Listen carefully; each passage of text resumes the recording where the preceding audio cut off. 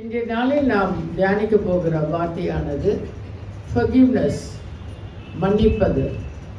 8வது அதிகாரம் 2வது வசனம். அப்பொழுது குஷ்டரோகி ஒருவன் வந்து அவரை பணிந்து, ஆண்டவரே, உமக்கு சித்தமானால் என்னை சுத்தமாக்கும், உம்மால் ஆகும் என்றார். அந்த இடத்துல அந்த குஷ்டரோகியானவன் அவனுக்கு அந்த சொஸ்தம் வேண்டும் என்று அவன் காத்திருக்கிறவனா இருக்க. அதாவது, நான் சுகப்பட வேணும், எனக்கு சுகம் உண்டாக வேணும், நான் செய்த காரியம். இப்போ நமக்கு எந்த காரியம் வந்தாலும் ஒரு வாட்டி என்ன சிந்திப்போம்னா, எனக்கு ஏன் இது வந்தது, நான் எந்த தப்பு பண்ணிட்டேனா, நான் அந்த தப்பு பண்ணிட்டேனா, அதனால எனக்கு இது வந்திருக்குமா, இல்லை நான் ஆண்டவர்கிட்ட இப்படி மற்றவங்களுக்கு ஏதாவது துரோகம் பண்ணேனா, இப்படி சிந்திக்கிற காரியங்கள் உண்டு இல்லையா? நமக்கு எது வந்தாலும் அப்படி சிந்திப்போம் தானே. அப்படி சிந்திக்கிறவங்க தானே இங்க உட்கார்ந்துட்டு இருக்கீங்க. ஹல்லேலூயா.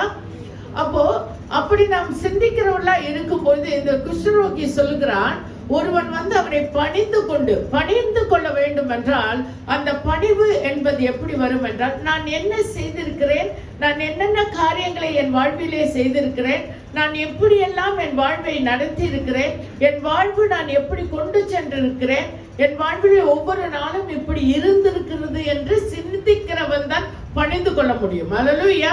இன்னும் அந்த பணிவு என்பது இருதயத்திலே வருகிற காரியமாயிருக்கிறது. அதாவது என்ன வாட் டு சே, உங்களை நீங்களே தாழ்த்தி கொள்வது. ஹல்லேலூயா. அந்த தாழ்வாய் எண்ணுகிற எண்ணம் உள்ளவன் தான் பணிந்து கொள்ள முடியும். If you feel always I am always better, நான் எப்பவுமே நல்லவன், நான் ரொம்ப கெட்டிக்காரி, நான் எல்லா வேத வசனத்தையும் நான் கீழ்ப்படுகிறேன், ஏன்னா நான் வந்து எந்த தப்பும் செய்யறதில்லை, நான் பாவமே செய்யறதில்லைங்கிற நினைவுள்ளவர்கள் பணிந்து கொள்ள முடியாது. ஹல்லேலூயா. ஹல்லேலூயா. பணிவே வராது. நான் இந்த நாள்ல என்ன செய்திருக்கிறேன், நான் என்ன பாவம் பண்ணியிருக்கேன், என்னுடைய நட நல்லா இருக்கா, என்னுடைய பேச்சு நல்லா இருக்கா, am I pleasing others, நான் மற்றவர்களுக்கு துன்பப்படுத்துகிறேனா, துக்கப்படுத்துகிறேனா என்ற எண்ணம் உள்ளவர்கள் தான் தங்களை பணிந்து கொள்ள முடியும். ஹல்லேலூயா. அப்போ அந்த காலத்திலே குஷ்டரோகி என்றால் ஊருக்கு வெளியே வைத்து விடுவார்கள். அந்த அளவுக்கு அவன் பாவம் செய்திருக்கான், அவன் வந்து கிட்டேயே வரக்கூடாது, அது வந்து தீட்டுள்ளதா நினைச்சிருக்கிற காரியங்கள். அப்போ அவன் ஆனா இயேசுவானவர் அந்த வழியாக வரும்பொழுது அந்த குஷ்டரோகி கிட்ட வர்றதுக்கு எவ்வளவு ஒரு சலாக்கியம் இருக்கிறது. அவன் என்ன சொல்லுகிறான் என்றால், தன்னை தாழ்த்து பணிந்து, ஆண்டவரே, உமக்கு சித்தமானால், if you want to heal me, உமக்கு விருப்பம் தான் என்னை வந்து சுத்தமாக்குங்க அப்படின்னு நம்ம சொல்லுவோமா? நம்ம எப்படி சொல்லுவோம்?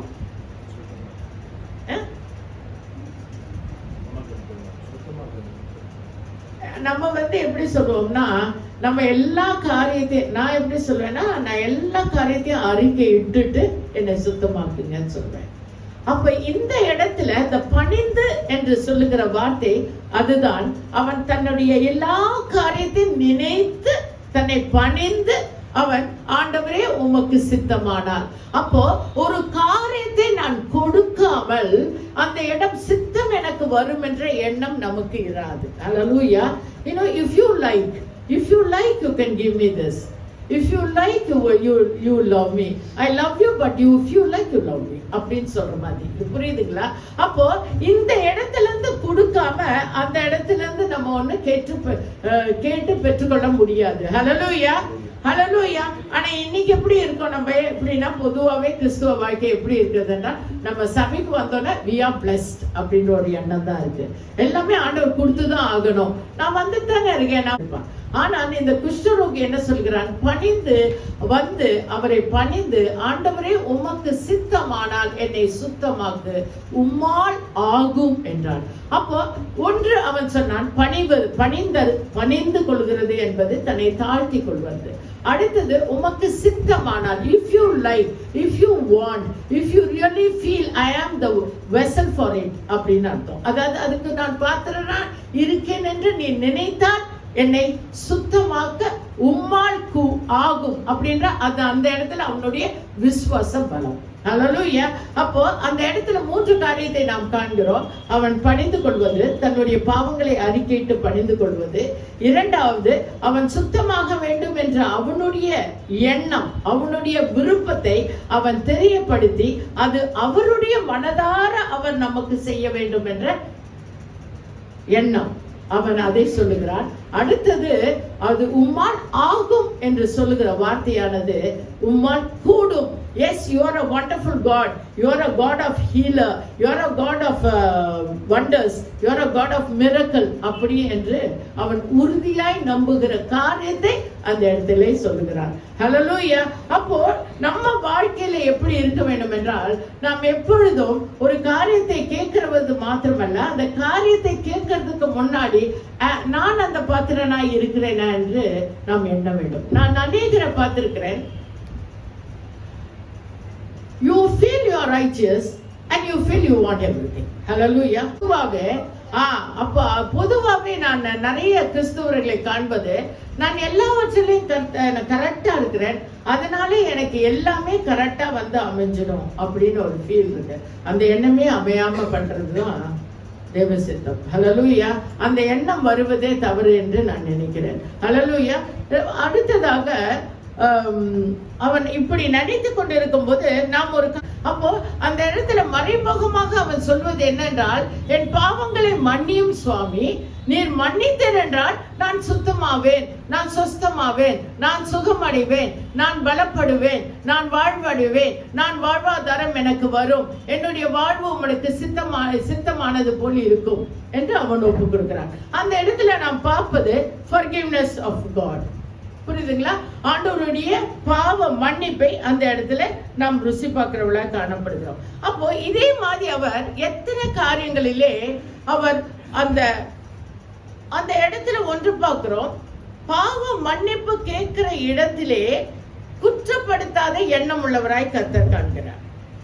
நீங்கள் வெளிப்படுத்த விசேஷத்துல பார்க்கலாம் 12:10.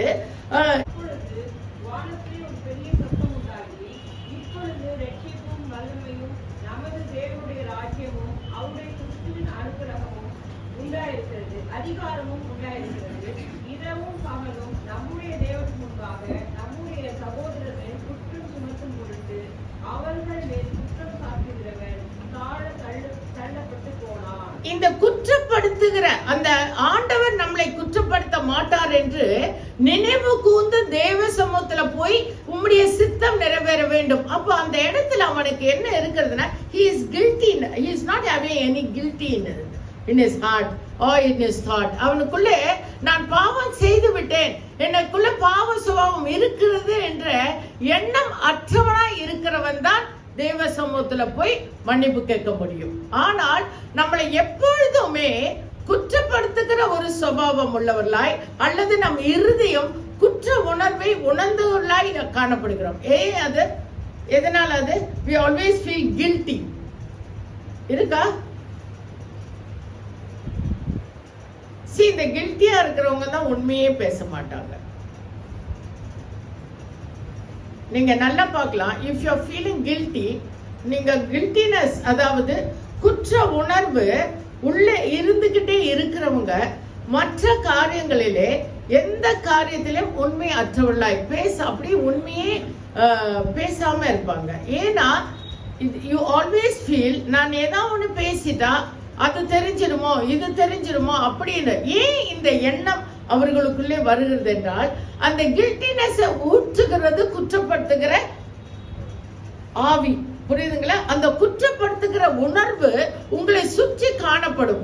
நீ இந்த தப்பு பண்ணியிருக்க தானே, அப்ப எப்படி நீ இதை பண்ணலாம், நீ இப்ப இந்த தப்பு பண்ணதானே, அதனால தானே நீ இது இப்படி இருக்க, இப்படி என்று சொல்லுகிற குற்றப்படுத்துகிற ஒரு எண்ணம் நம்மளை தாக்கி கொண்டே இருக்கும்.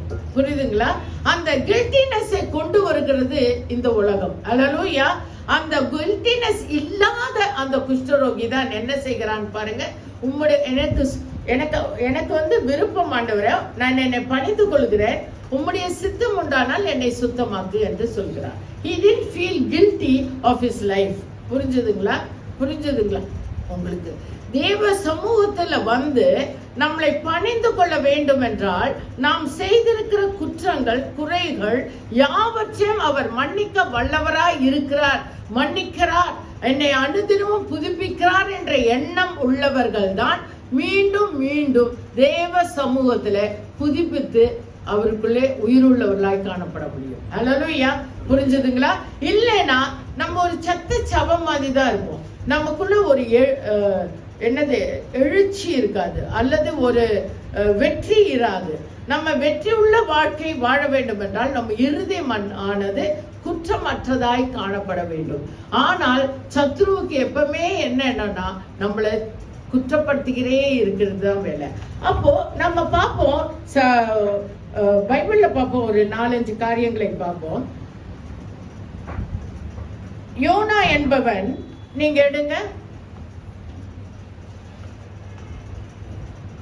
யோனா 3:4 எடுங்க.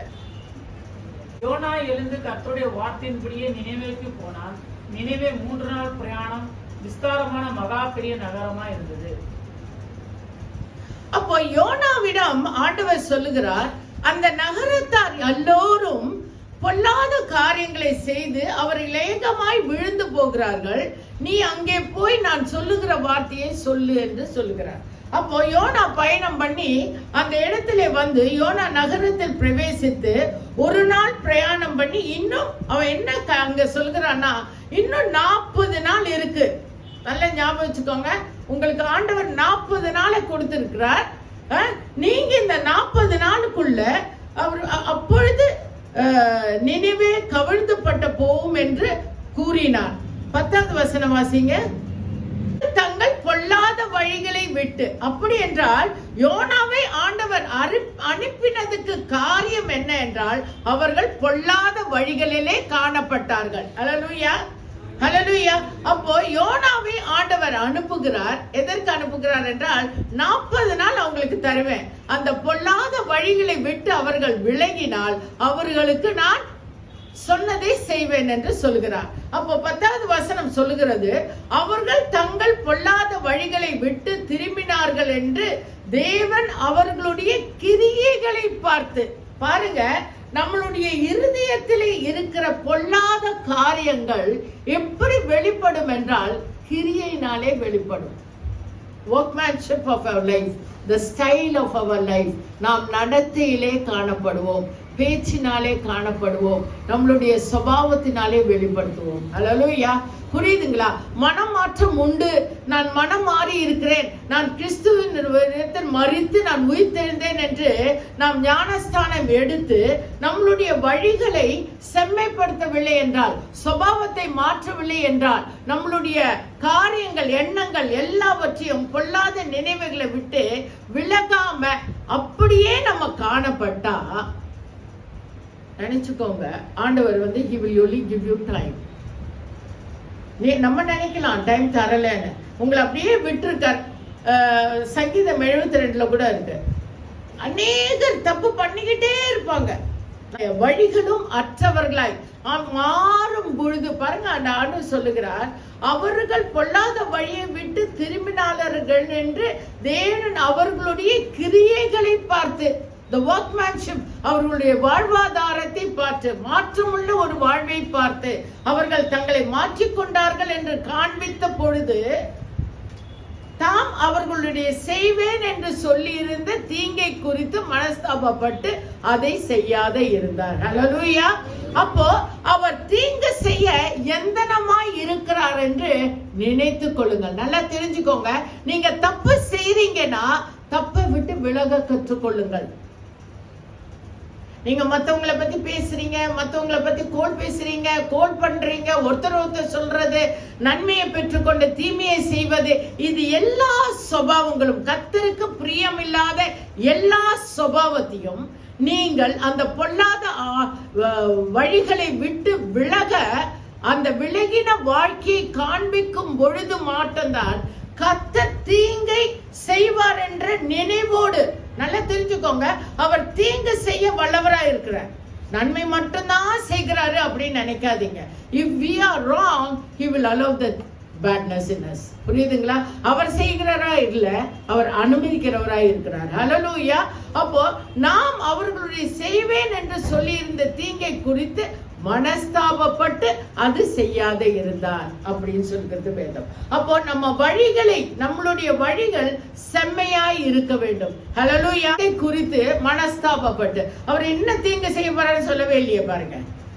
யோனா புத்தகத்தை நீங்க வாசிங்கன்னா அவர் என்ன தீங்கு கொண்டு வராருன்னு சொல்லியிருக்காரு இல்ல, அவர் தீங்கு செய்ய போறாருன்றதுதான் யோனாவை அனுப்பி முதல்ல அவரு என்ன சொல்லுகிறாரு? எச்சரிக்கை செய்கிறார். It's a warning for us also. உங்களுக்குள்ள தீங்கு வழி உண்டு, எண்ணங்கள் உண்டு என்றால் அவர் எச்சரிக்கை செய்கிறார். இது ஒரு 3-4 வாரமா நான் பார்க்கிறேன். அவர் நிறைய எச்சரிக்கை நமக்கு செய்கிறார். ஹல்லேலூயா. கொஞ்சம் ஜாக்கிரதையா இருங்க, உங்க வாழ்விலே ஜாக்கிரதையா இருங்க. என் வாழ்விலே நான் ஜாக்கிரதை உள்ளவளா இருக்க வேண்டும். ஹல்லேலூயா. அப்போ அவர் எச்சரிக்கை செய்கிறார். அப்போ உடனே என்ன பண்றாரு? அவர்கள் கிரியைகளை கண்டு அவர்கள் மாறின பொழுது உடனே ஓகே நம்ம இவங்களுக்கு ஒண்ணுமே செய்யக்கூடாதுன்னு நினைக்கிறார். அடுத்தது தாவீதை குறித்து நாம் பார்ப்போம். அவன் 51வது சங்கீதம் 3-4 வாசிங்க.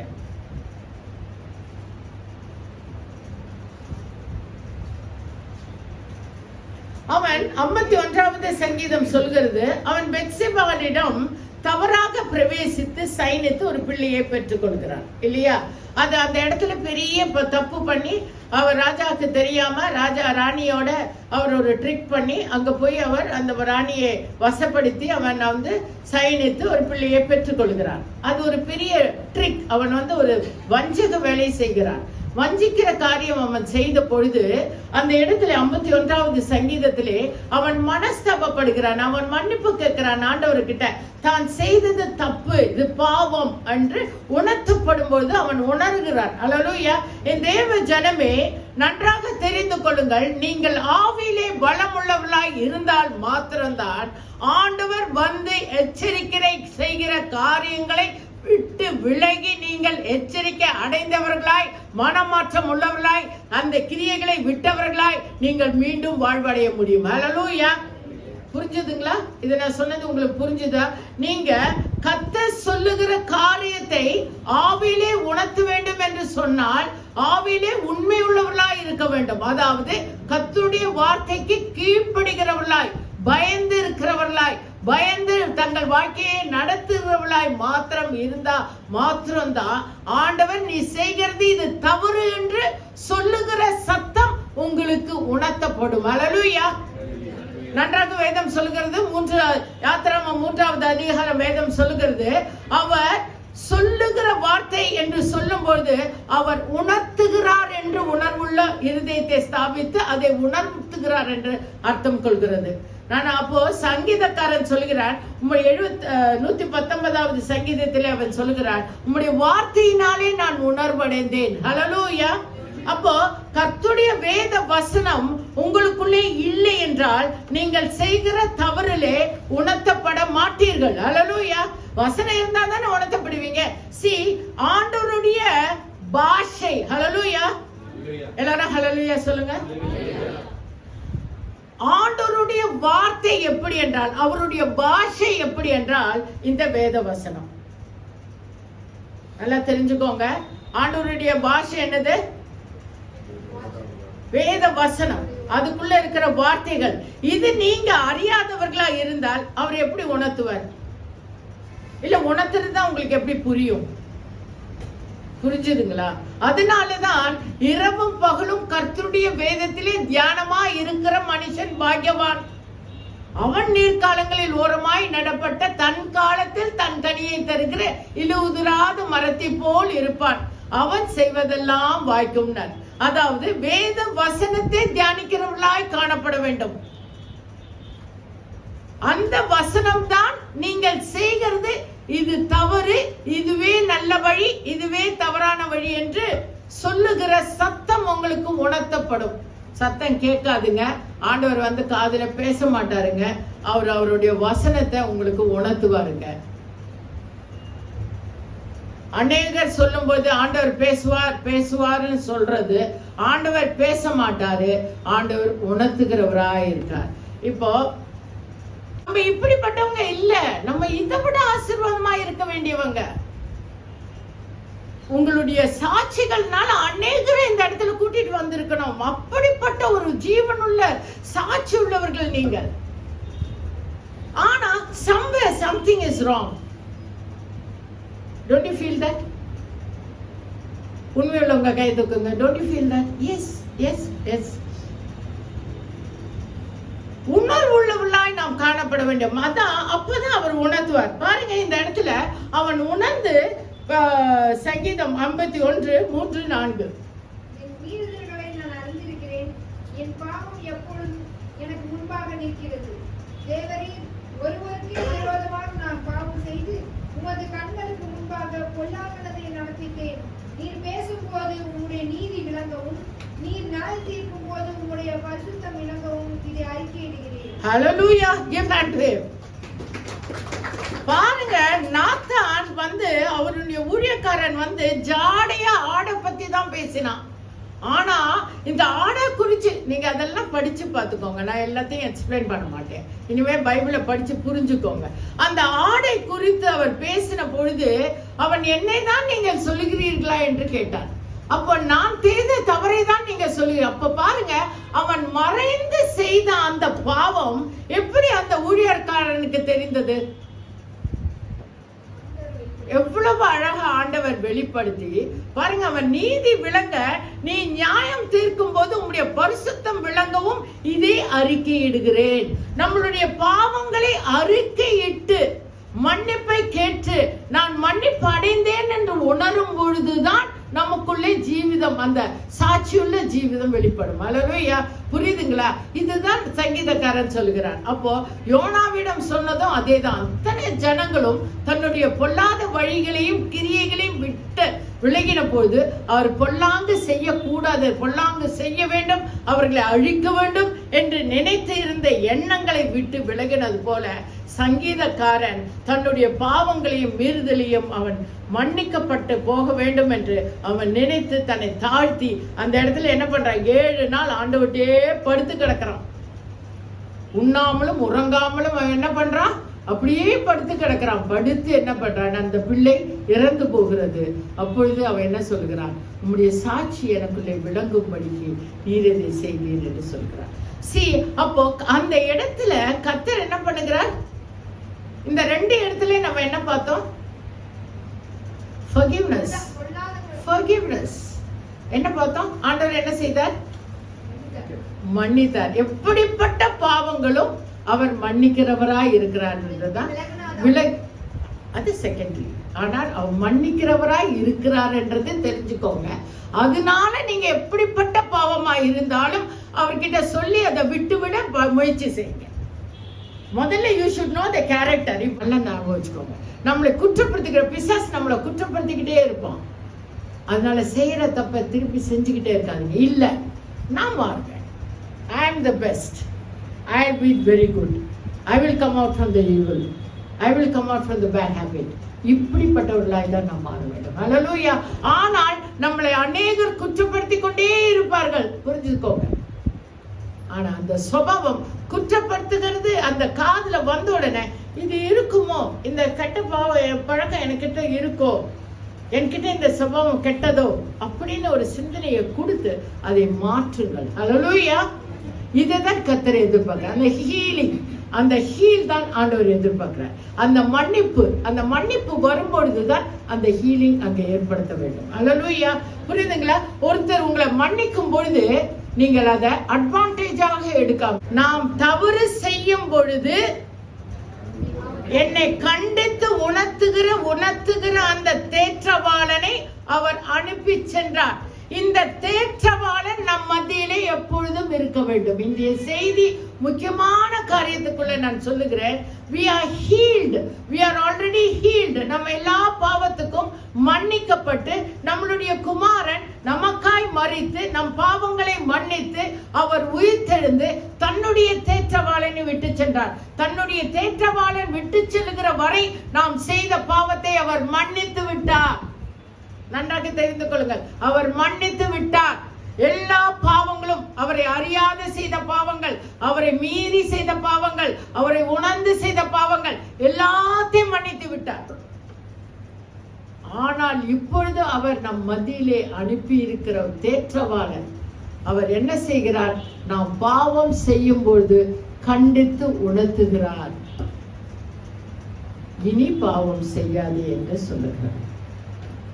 நல்லா தெரிஞ்சுக்கோங்க மக்களே, ஆண்டவர் ஒரு தேற்றவாளனை எதற்கு அனுப்புகிறார் என்றால், அனுப்பி இருக்கிறார் அப்படின்னா for us to get healed and never repeat any mistakes again. புரிஞ்சுதுங்களா? பைபிளை வாசித்து அதில் சொல்லி இருக்கிற காரியங்களை அப்படியே செய்ய வேண்டும். அதுக்கு மாற்று வைத்தியங்கள் இல்லை. நல்லா தெரிஞ்சுக்கோ. அதற்காக ஆண்டவர் என்ன செய்கிறார் என்றால், அவர் யோனாவின் காலத்தை சொன்னார், தாவீதின் காலத்தை சொன்னார், எல்லாம் சொல்லி இந்த காலத்திலே நமக்கு ஒரு தேற்றவாளனை விட்டு சென்றிருக்கிறார். எதற்கு?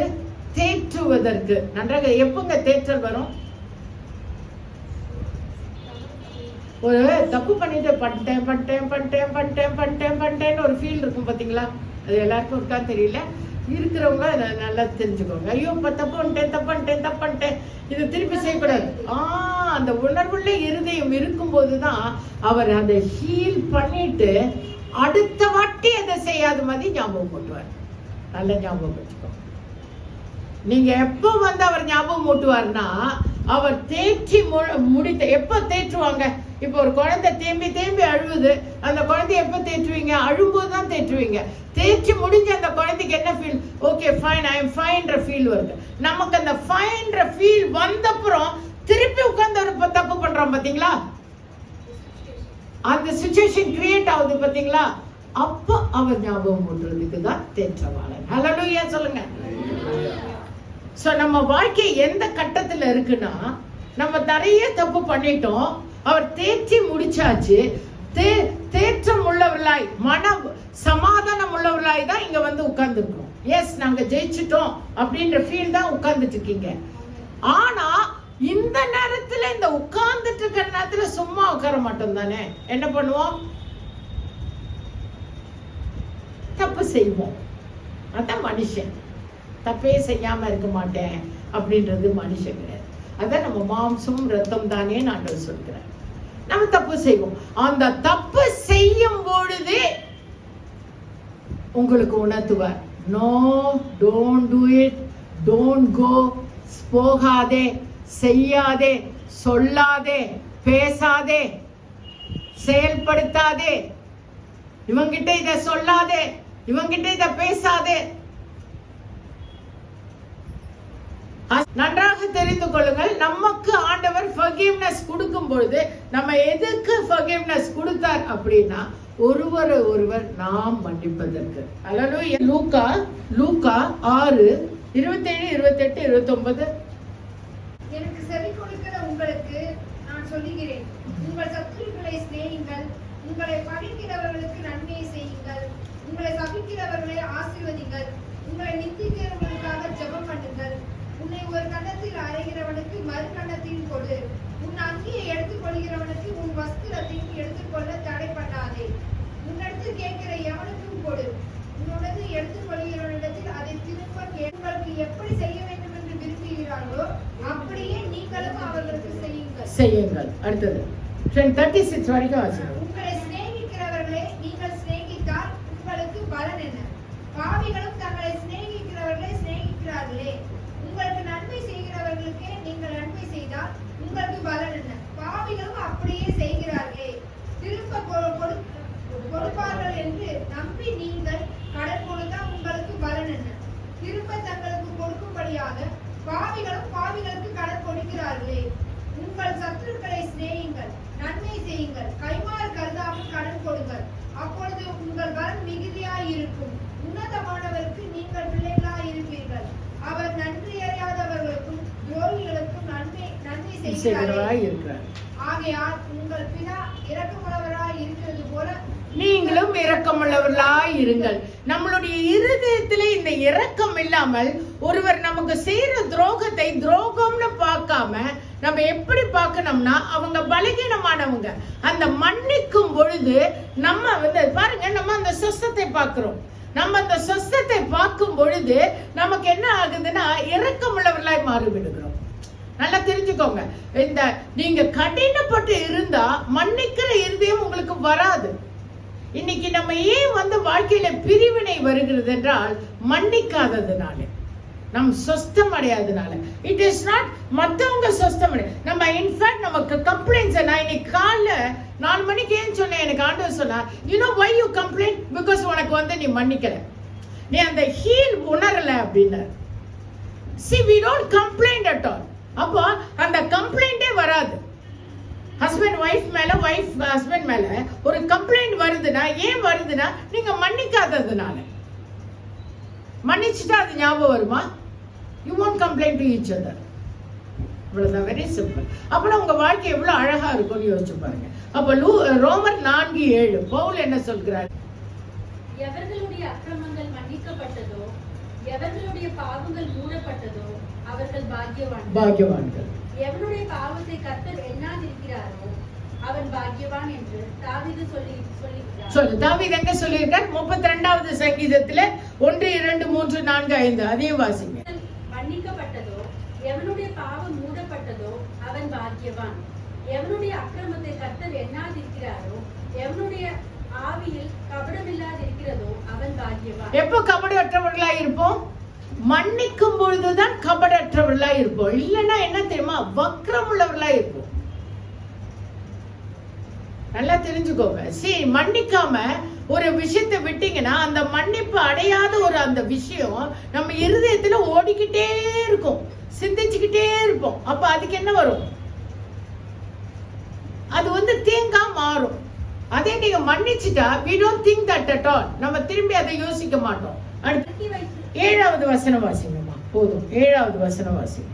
நீர் எனக்கு மறைவிடமாய் இருக்கிறீர், என்னை நீர் இக்கட்டுக்கு விலக்கி காத்து இரட்சணிய பாடல்கள் என்னை சூழ்ந்து கொள்ளும்படி செய்யும். பாருங்க, எப்ப இத சொல்றாருன்னா, என் பாவங்கள் எல்லாம் நீ மன்னித்து, என் பாவங்களையும் என் மீறுதலையும் மன்னித்து, அதனாலதான் ஆண்டவரே நீர் எனக்கு மறைவாய் இருக்கிறீர், என்னை நீர் இக்கட்டுக்கு விலக்கி காத்து இரட்சணிய பாடல்களை என்னை சூழ்ந்து கொள்ளும்படி செய்வீர்.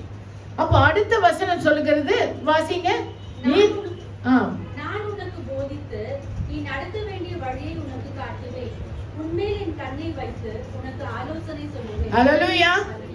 அப்ப நம்ம வழிகளை, பிறருடைய பாவங்களை மன்னிக்காம, நம்ம மன்னித்து விட்டு விடாம நம்ம ஹீல் ஆகவே முடியாது. we will be complaining to each other.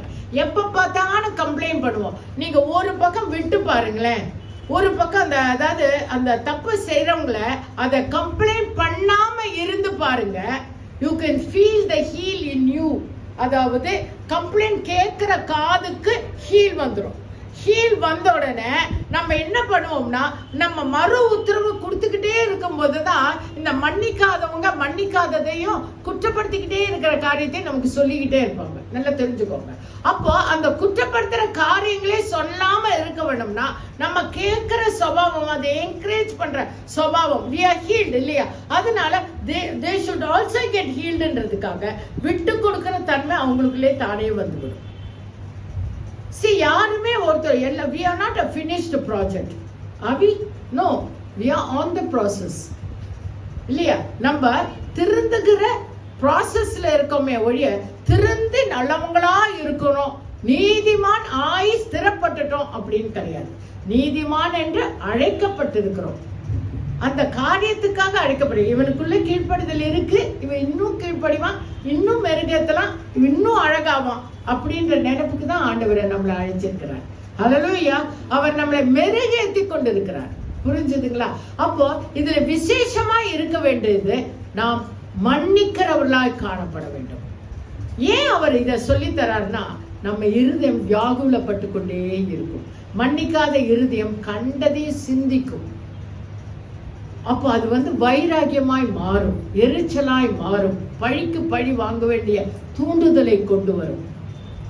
சமாதானம் இராது, அன்பற்றவர்களாய் இருப்போம். கடின இருதயம், ஸ்டிஃப் நெக்னு சொல்லுவாங்க பாருங்க. You can see lot of people ரொம்ப ஸ்டிஃப்டா இருப்பாங்க, கடின கழுத்துள்ளவர்களா இருப்பாங்க. அப்படி இல்லாம ஆண்டவர் அந்த 8வது வசனம் பாருங்க சொல்றார், அப்போ நான் உன்னை போதித்து, எப்ப போதித்து? மன்னிக்கிறவளா இருக்கும் பொழுதுதான் ஆண்டவர் நமக்கு போதிப்பார். நான் உனக்கு போதித்து நீ நடக்க வேண்டிய வழியை உனக்கு காட்டுவேன், உன்மேல் என் கண்ணை வைத்து உனக்கு ஆலோசனை சொல்லுவேன். இந்த சூழ்நிலையிலிருந்து வெளியே வர்றதுக்கு அப்பொழுதுதான் அவருடைய ஆலோசனை உங்களுக்குள்ள வரும். அப்ப தேவ ஜனமே, நமக்கு இன்னைக்கு கற்று தந்தது என்னன்னா, ஒருவர் மன்னிக்க அவர் கற்று தருகிறார். அவர் யோனாவை அனுப்பி அந்த ஜனங்கள் பொல்லாது செய்கிற ஜனங்களை மன்னிக்கிறவராயிருந்தார். தாவீதுடைய பெத்செபாவிடம் பிரவேசித்த அந்த காரியத்தை அவர் மன்னிக்கிறவராயிருந்தார். எல்லா பாவங்களையும் மீதிலையும் அவர் மன்னிக்கிறவராயிருந்தார். மன்னித்ததினால்தான் அவர் இரட்சகரை அனுப்பினார், தேற்றவாளனை அனுப்பியிருக்கிறார். அந்த தேற்றவாளன் நம் இருதயத்திலே அல்லது நம்ம காதுகளிலே அல்லது நம் இருதயம் உணர்வுள்ளவளாய் மாறி நம்மளை உணர்த்தவராய் இருக்கிறார். புரியுதுங்களா? தப்பு செய்யக்கூடாதுன்றதுக்கு தான் தேற்றவாளனே அனுப்பியிருக்கிறார்.